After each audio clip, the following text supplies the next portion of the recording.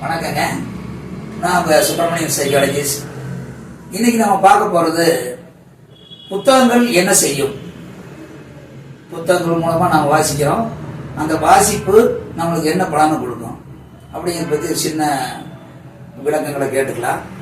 ஏன்னா புத்தகங்கள் ஒரு நல்ல மனிதனை உருவாக்குகிறது, மனிதனுக்கு நல்வழி காட்டுகிறது, நல் வாழ்க்கைக்கு வழிகாட்டுகிறது, நல்ல ஒழுக்கத்துக்கு வழிகாட்டுகிறது. அத்தனை விஷயங்களும் ஒரு நல்ல புத்தகங்களில் அடங்கி இருக்கிறது. சொல்ல போனா என் வாழ்க்கையில, ஏன்னா அந்த தகுதி எனக்கு இருக்கு சொல்றதுக்கு, என் வாழ்க்கையில 1982 1982 டாக்டர் MS உதயமூர்த்தி அவர்கள் எழுதிய நெஞ்சமே அஞ்சாதே நீ அப்படிங்கிற புக்கை முதல் படித்தேன், பல தடவை படித்தேன்.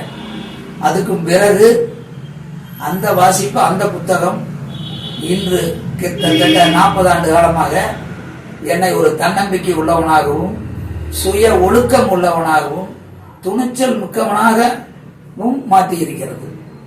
ஆக ஒரு நல்ல புத்தகங்கள் என்ன செய்யுங்கிறதுக்கு நானே உதாரணம். ஆனால் நமக்கு முன்னால நம்முடைய முன்னோர்கள், அறிவியல் அறிஞர்கள், மிகச்சிறந்த தலைவர்கள், இவங்க எல்லாருமே புத்தக வாசிப்புக்கு முக்கியத்துவம் கொடுத்திருக்காங்க. ஆக நாம் படிக்கும் அந்த புத்தகத்தில் இருக்கும் காகிதங்கள் லேசாக இருக்கலாம், ஆனால் அதில் உள்ள எழுத்துக்கள் மிக வலிமை மிக்கவை, சக்தி மிக்கவை. ஆகவே நாம் தலை குனிந்து புத்தகங்களை படித்தால் நம்மை தலை நிமிர்ந்து வாழ வைக்கும் என்று கூறிக்கொள்கிறேன். நன்றி, வணக்கம்.